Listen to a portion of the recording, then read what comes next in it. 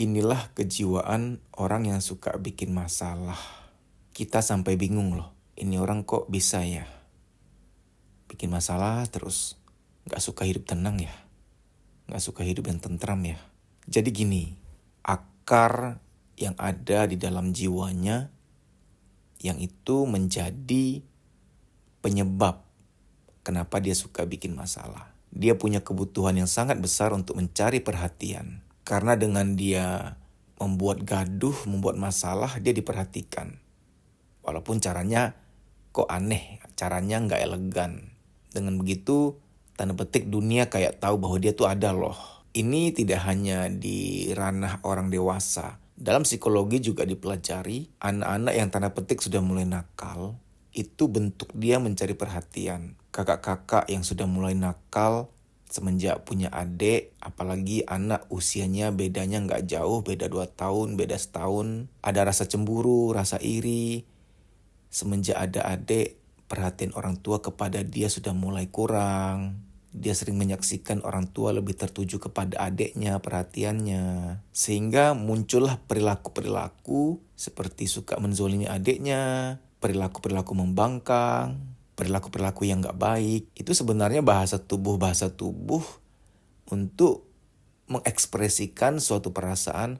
Papa, mama, tolong dong perhatiin aku lagi. Aku juga anak loh, aku juga butuh diperhatiin loh. Ya cuman namanya anak kecil, belum dewasa, belum bijaksana, belum spiritual.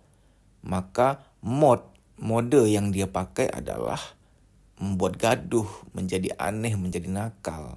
Harusnya mungkin menyampaikan secara verbal. Papa, mama, kenapa kok semenjak punya adik, aku kurang diperhatiin ya. Aku sedih loh. Andai anak-anak ngomongnya begitu, orang tua pasti langsung tersentuh, langsung, oh ya ampun, langsung terharu, langsung merasa sedih, langsung merasa bersalah. Tapi kan itu nggak terjadi ya. Nggak mungkin komunikasinya begitu. Sehingga komunikasinya selalu nonverbal perilaku yang ditampilkan oleh sang anak. Begitu pula dunia orang dewasa. Ada loh orang-orang dewasa yang sebenarnya inner child-nya, diri kanak-kanak di alam bawah sadarnya sangat dominan ya. Sehingga dia melakukan hal yang sama. Dia kurang mendapat perhatian dari pasangan, dari lingkungan, dari teman-teman kantor. Bahkan ada yang sudah sekelas, dia merasa nggak dapat perhatian dari netizen. Ini yang udah kelas dewa-dewi ya.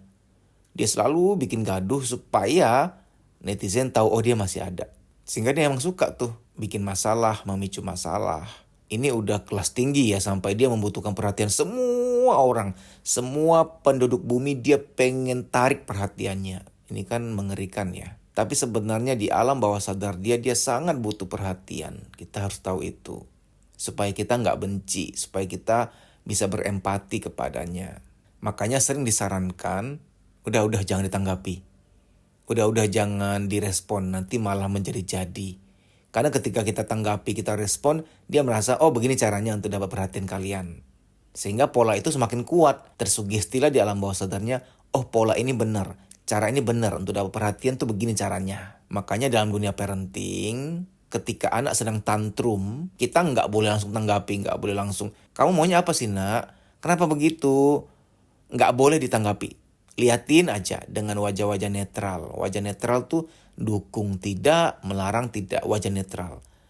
Begitu dia tantrumnya udah kelar, udah hening lagi, baru dipeluk, baru didekati, baru diajak bicara. Supaya dia tahu dengan tenang, damai, dan baik, maka dia akan ditanggapi. Jadi kejiwaan orang-orang dewasa, tanda petik dewasa ya. Karena banyak orang yang terlihat dewasa padahal belum, inner child-nya masih sangat dominan menyetir hidupnya. Inner child gak apa-apa, semua orang punya inner child, saya juga punya inner child.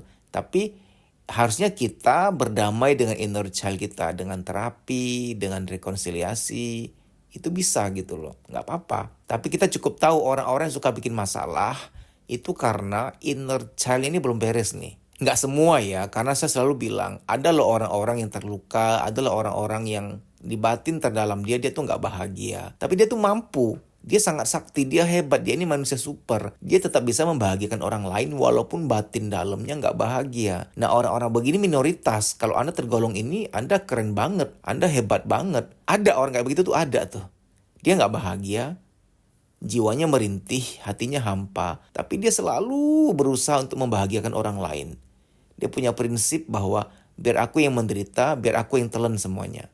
Keluargaku, anakku, pasanganku, orang sekitarku harus merasakan kebahagiaan yang aku berikan. Ini kan keren banget ya. Cepat atau lambat, kita harus treatment jiwa kita mengalami pemulihan. Karena faktanya waktu tidak menyembuhkan. Kalau Anda nggak percaya, silakan kapan-kapan mampir ke panti jompo. Oma opa tuh bisa cerita detail malah. Detail beliau cerita tentang luka batin mereka di masa kanak-kanak, di masa remaja, di masa pernikahan. Ternyata untuk luka batin tertentu waktu tidak menyembuhkan. Butuh terapi, butuh treatment. Ya, untuk luka-luka yang kecil-kecil sih, itu akan hilang seiring waktu seperti uang arisan dibawa kabur 50.000. Itu akan hilang seiring waktu. Karena file ukurannya di alam bawah sadar kita paling cuma 20 MB, paling cuma 500 MB.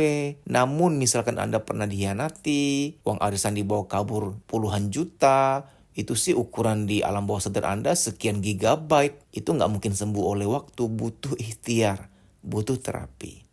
Baik demikian ya. Semoga kita bisa berjumpa melalui training soul healing.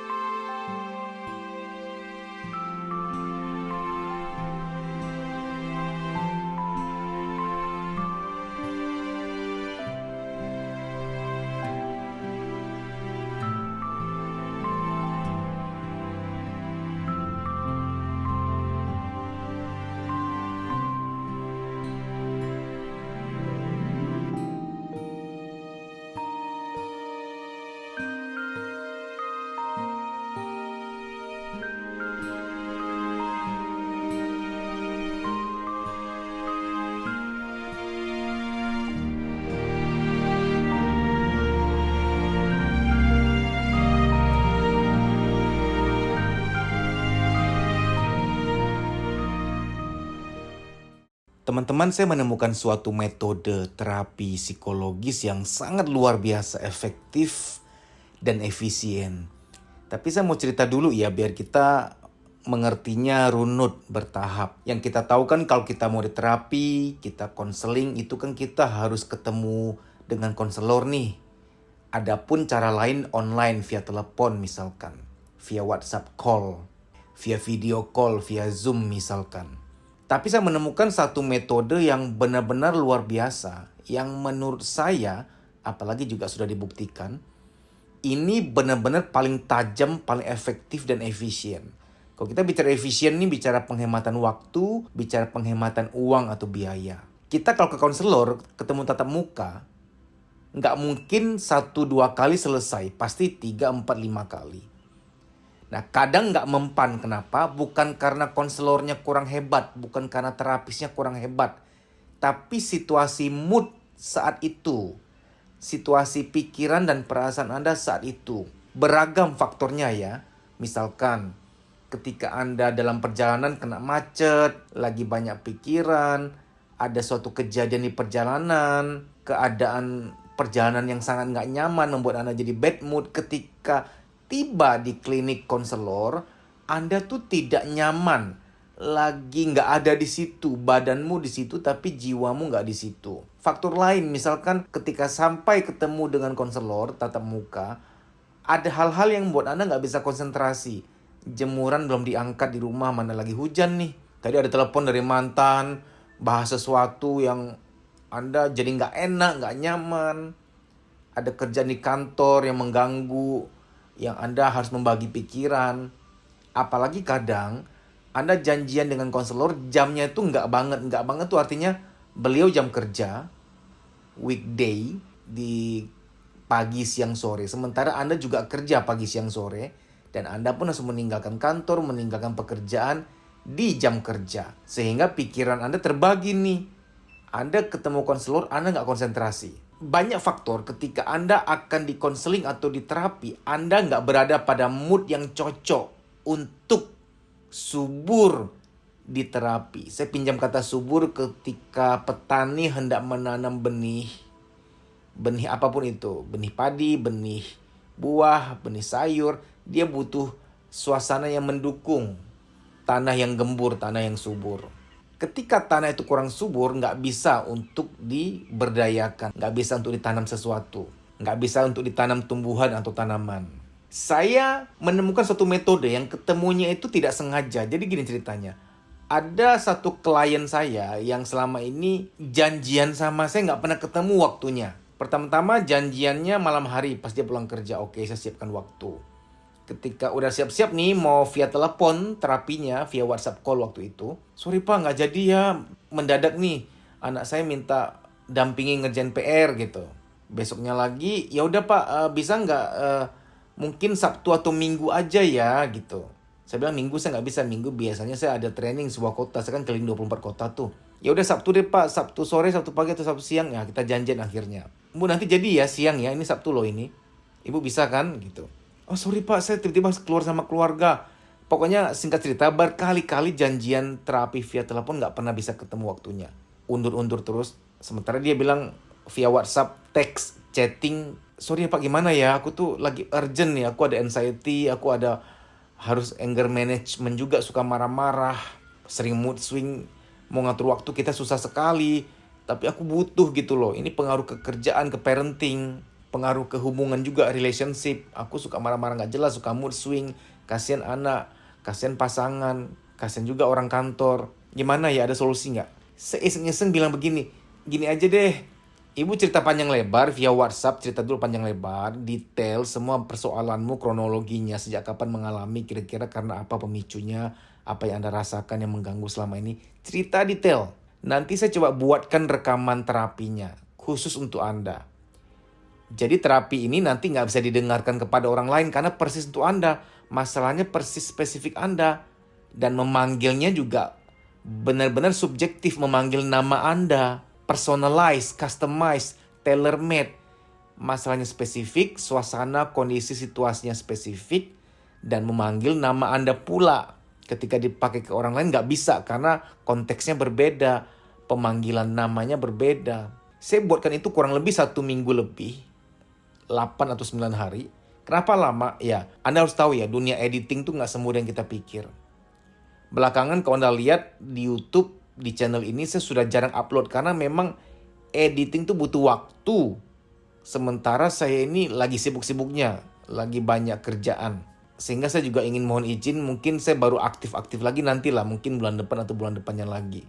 Karena lagi banyak kegiatan. Editing tuh nggak gampang, kita rekaman, lalu kita dengerin ulang mana yang kurang, nanti kurang ya harus ditambahkan, mana yang kelebihan yang harus dipotong, ada yang salah ngomong ya di-cut, kalau sudah ya didengar ulang lagi, ada yang terlewat nggak tadi, ada kesalahan yang terskip nggak, oh ternyata ada yang terlewat, kesekian harus di-cut, harus diedit, harus direkam ulang di bagian tertentu, disisipkan, oh nanti mixing, ada lagi proses namanya rendering.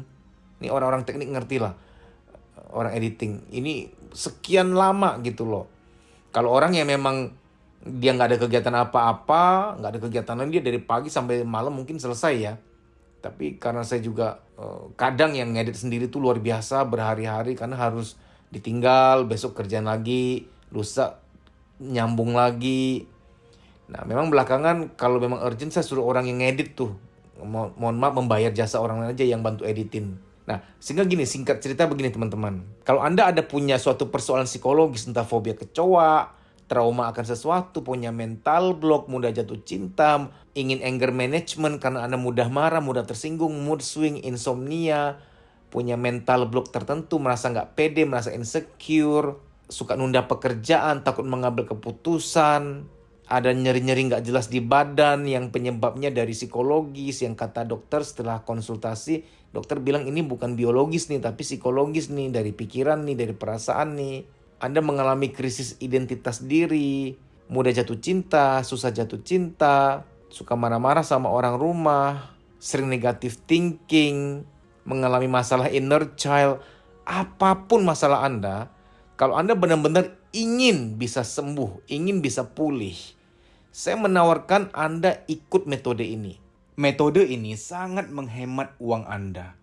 Karena faktanya beberapa klien saya yang sudah, sebelumnya sudah terlanjur ke beberapa, saya sebut provider ya, saya nggak enak menyebut profesi.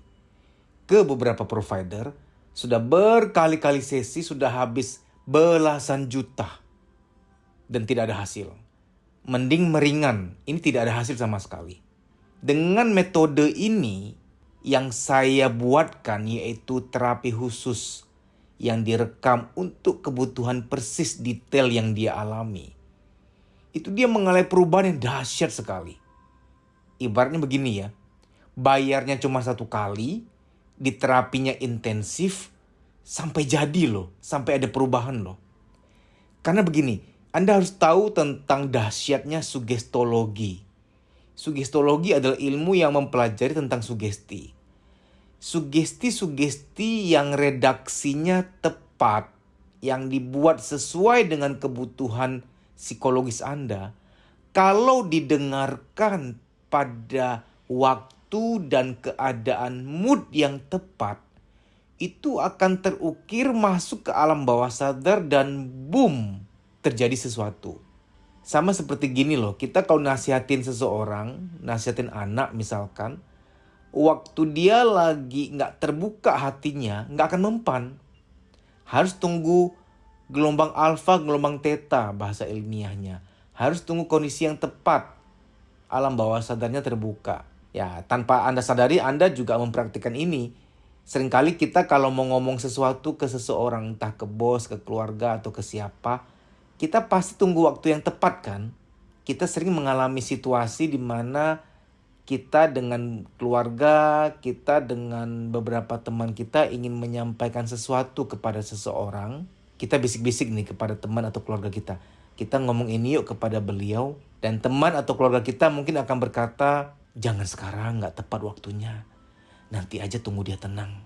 Sekarang kalau ngomong percuma nih. Nanti sore atau nanti malam ketika moodnya lagi oke, dia lagi tenang, kita ngomong mungkin akan lebih mempan, akan lebih masuk. Nah, ini sudah hal yang klasik ya, bahwa kita ingin menyampaikan sesuatu, lihat mood, lihat keadaan, tergantung kondisi perasaan. Apalagi terapi. Terapi itu harus pada keadaan yang tepat, kondisi mood yang tepat. Teman-teman, ini sangat luar biasa ya. Terapi-terapi yang Anda akan terima, Anda dengarkan, kalau kondisi moodnya lagi pas, waktunya lagi tepat, wah itu benar-benar masuk ke dalam jiwa kita dan terjadi sesuatu perubahan yang luar biasa. Anda harus coba. Nanti Anda mendaftar, ini nomor panitia, Anda WA dulu, WA dengan format nama pagar terapi khusus. Ya, nanti akan dibalas oleh panitia, administrasinya, persyaratannya, prosesnya bagaimana. Nah, nanti setelah Anda register, Anda akan dapat nomor HP pribadi saya, benar-benar konfidensial, rahasia. Anda ceritakan detail semuanya. Kalau ada yang kurang, saya akan tanya balik. Ini kurang nih, ini mohon diperdalam, ini kisahnya, ini mengapa bisa begini. Saya akan perdalam, saya akan pertajam. Sampai detail banget. Dan keluhan Anda apa, sasarannya apa, inginnya gimana, ingin mencapai apa, ingin keluar dari masalah apa, ingin sembuh dari persoalan psikologis apa. Nah, setelah itu kita sudah rampungkan, oh akar masalahnya udah ketemu.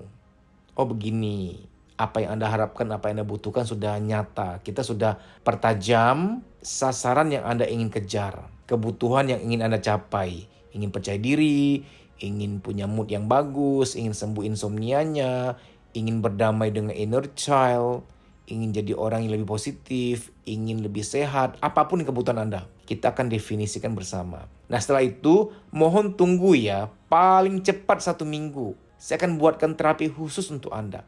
Nanti begitu jadi, saya akan emailkan ke alamat email Anda tinggal download ke HP berupa MP3 formatnya. Nah, itu Anda dengarkan ketika Anda rileks di malam hari. Ini akan sangat efektif karena kalau Anda ke konselor, Anda pas berjumpa 4 mata belum tentu mood Anda cocok saat itu. Belum tentu mood Anda pas di saat itu. Bisa jadi mood Anda lagi nggak mendukung. Nah, kalau sudah ada terapi khususnya, sudah ada di HP-mu, ini sangat bisa kita atur. Anda lagi rileks nih, lagi nyaman, lagi tenang di malam hari menjelang tidur. Anda dengarkan saat itu. Karena sangat jarang ya ada konselor atau terapis yang mau berkenan menterapi Anda di saat malam hari. Karena beliau juga butuh istirahat gitu loh. Di malam hari biasanya mereka nggak kerja. Dari klien-klien saya yang sudah memanfaatkan jasa ini, metode ini, benar-benar pemulihannya, kesembuhannya itu benar-benar luar biasa. Sangat cepat. Karena memang terapi-terapi itu, sugesti-sugesti itu yang persis khusus mengena ke persoalan pribadinya, masuk di saat yang pas. Malam hari ketika udah ngantuk, alam bawah sadar terbuka, sugesti-sugesti itu, program-program terapi itu masuk ke alam bawah sadarnya dan membetulkan, memperbaiki apa yang memang harus diperbaiki. Hasilnya begitu cepat. Jadi bagi Anda yang berminat, rasakan manfaatnya. Bayangkan Anda bisa keluar dari mental block, dari belenggu persoalan-persoalan psikologis dengan terapi yang sangat simpel. Anda bisa mendaftar, segera WA nama pagar terapi khusus ke 0858 1446 1446. 0858 1446 1446. Bagi Anda yang ingin keluar dari rasa minder, mental block, insecure, ada konflik inner child, insomnia, anxiety, psikosomatik, negative thinking, apapun, dan lain-lain, segala persoalan psikologis lainnya. Buktikan dan rasakan sendiri manfaatnya. Betapa efektifnya metode ini. Sesuai dengan kebutuhan Anda, dan Anda akan dengarkan secara berkala melalui HP Anda. Ketika selesai diproduksi, formatnya MP3. Itu luar biasa mengena. Anda akan rasakan masuk program-program positifnya ke alam bawah sadar Anda. Terima kasih, sampai jumpa.